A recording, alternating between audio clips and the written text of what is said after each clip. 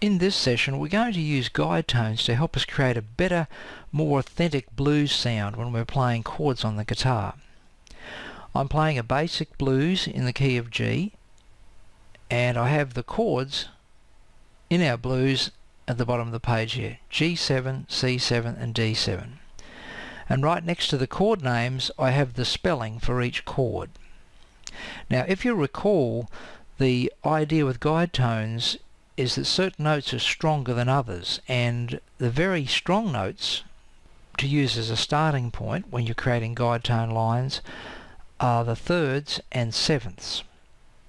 And over here I'm going to mark in the third. That's the third. The note B is the third note in the G7th chord, and the seventh note in the G7th chord is F.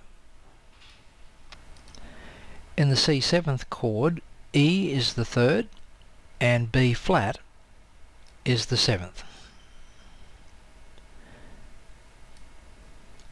The third note in the D7th chord is F sharp,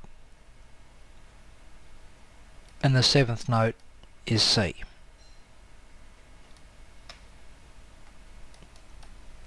Okay, let's have a quick review of what an ideal guide tone line would be, how to start a guide tone line and how to move successfully through a chord progression. The first thing we want to try and get with our guide tones is to find the third and seventh of the chords, which is what we've done over here.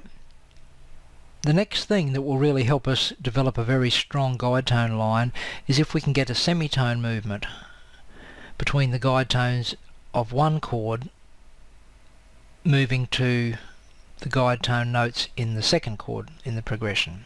So let's go ahead and see if we can link this up, and then we'll take all this information across to the guitar and design our chord shapes from there. So what I'm going to do here is see if I can find a semitone movement between the G7th chord, the guide tone notes in the G7th chord, to the guide tone notes in the C7th chord. And actually I can move from the B note in the G7th chord, I can move it back a semitone when I'm changing to the C7th chord. So we can see in actuality the third note in the G7th chord becomes the seventh note in the C7th chord.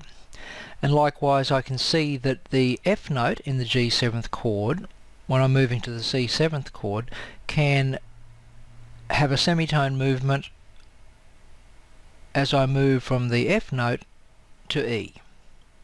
So basically the guide tones change place.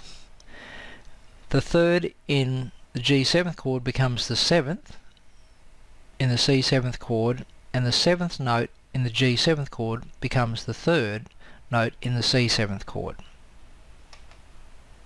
And now it's over to the guitar fingerboard to see how the guide tones work as far as creating shapes for playing blues guitar. The clear dot represents the root note. In this case we're playing a G7th chord, so that will be the note G. The F note, the seventh in the chord, is situated here, and we have the B, the third, in this position on the guitar.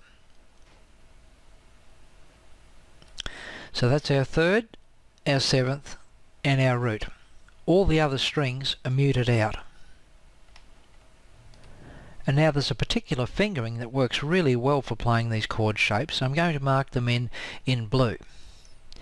So I would use my first finger for the G, and I'd recommend using your fourth finger for the B, and second finger for the F.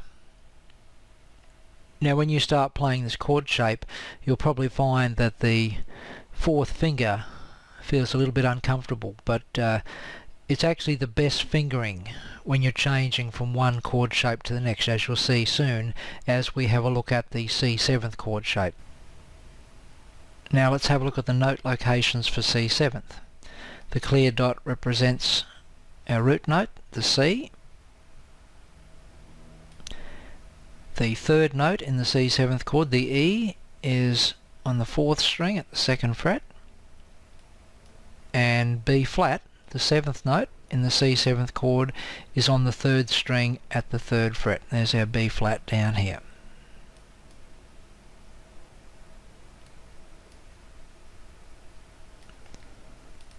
Now just marking in the fingering in blue, I'm using 2nd finger for the C, 1st finger for the E, and 4th finger for the B flat. And now moving on to D7th. The D7th shape is exactly the same as the C7th shape, just moved up 2 frets higher. The fingering is also identical to the C7th chord. But let's go through the process and have a look at the location of the guide tones, just so we understand what's actually happening with these particular chord voicings. The D note, the tonic note, is situated here with the clear dot. The F sharp note, the 3rd of D7th, is on the 4th string, and the C note, which is the 7th note of the D7th chord, is located on the 3rd string at the 5th fret. And as we said, the fingering is identical to the C7th. We'll just mark them in again in blue. We have 2nd finger on the D, 1st finger on the F sharp, and 4th finger on the C.